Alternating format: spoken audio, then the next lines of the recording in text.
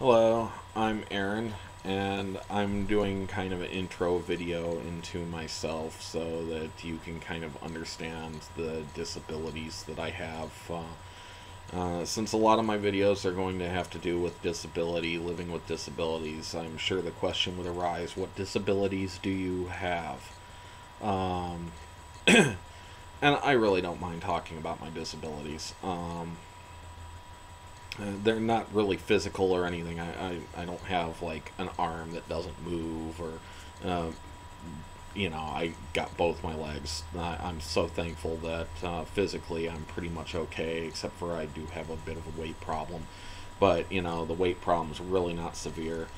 Um, Although I have tried just about everything to lose it. Anyways, not to get off topic here, back to the disabilities. The first one I have is dissociative identity disorder, or DID.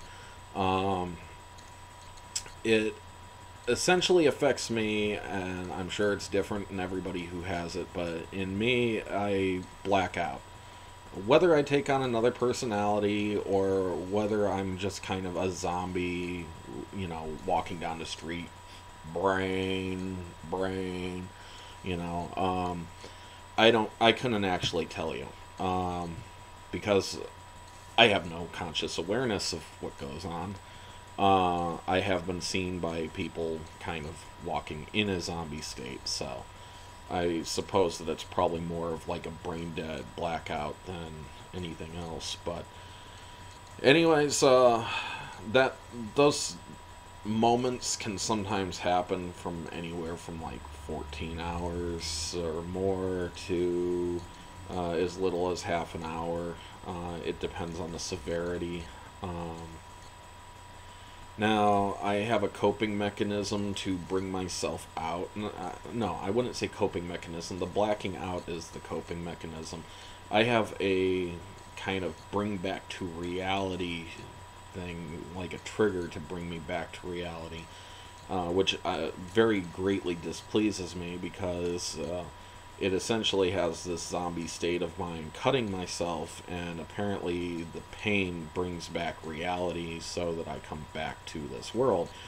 And unfortunately, a lot of people confuse me as a cutter, but a cutter does it on purpose and is aware of what they're doing. And I don't know if it's a masochistic or sadistic thing. I can't remember which one is causing self pain or enjoying pain. I do not enjoy pain. I hate pain. I fear pain. I get nauseous towards blood. So it's not something I do on purpose.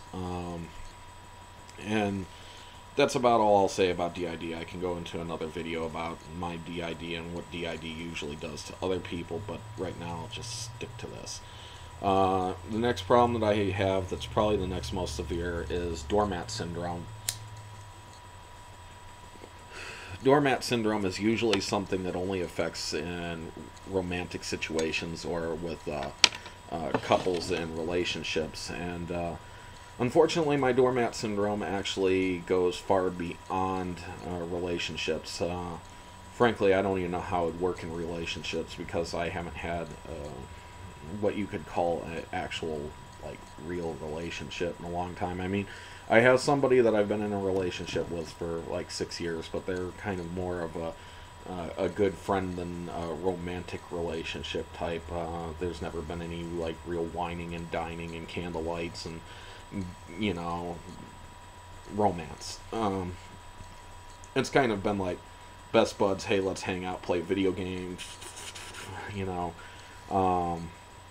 And that's kind of different. We even live apart, and we lived together for a while, but I kind of needed to feel that I could take care of myself, so I had to move out.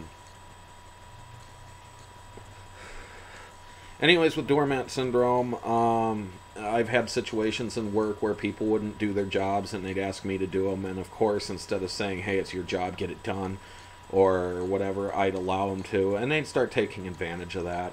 Eventually, it got to the point where I was doing all their jobs and all my jobs and, doing jobs for the shift to come in after me, and I wouldn't get all my jobs done, and the bosses would start yelling at me and stuff, and I can't deal with people yelling at me. So it affects me even today. Somebody says they don't like something, and I'll stop doing it. I'm always the person to put everybody ahead of myself, and that's gets to be a problem. It seems like a real nice thing for a person to do, but when you do it all the time on a basis like I do, it actually does get to be a problem. Um, now, the next thing is post traumatic stress disorder.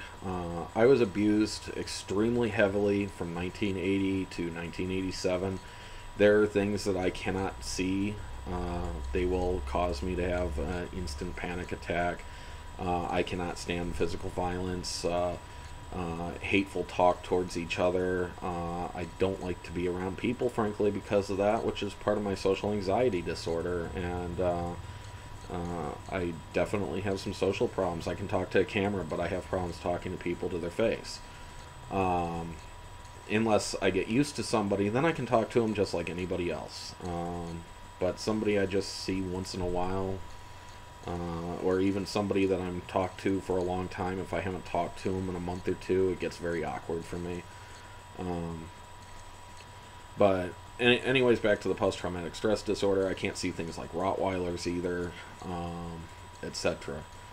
Um, child abuse is something that I can't stand for, but I don't. If I actually see it going on, I'm more likely to just go home and curl into a ball rather than actually do anything about it, because I can't stand physical violence, and getting in the center of that would actually be getting into a conflict, and I might report it, but no. I just don't agree with it, and I think there needs to be a stop to it. And unfortunately, I'm such a marshmallow, I can't do anything about it myself. I guess that would be calling me a vigilante anyways, and I'm not that type of person. Um, I also, as I said, have social anxiety disorder. I think I touched enough on that already. And I have some other problems too, possibly bipolar disorder. I do have chronic depression. Um, I also have a mild seizure disorder. I won't drive for that, but it's not a severe seizure disorder, no grand mals or anything like that. I have injured myself from them before, though, and I'm afraid of driving a car. Even police lights sometimes make me sick and nauseous. I've never had a seizure from looking at them, but I'm afraid that someday I might. And driving a car, there's a good likelihood that that might happen. So I do not drive. I will not drive. Anyways, I think that's a basic overview of my situation, my problems, etc. I'm sure I missed some. There's quite a plethora of them, and I wanted to try to keep this video short. So, anyways, that should cover just about everything. Thanks for watching. Have a nice day.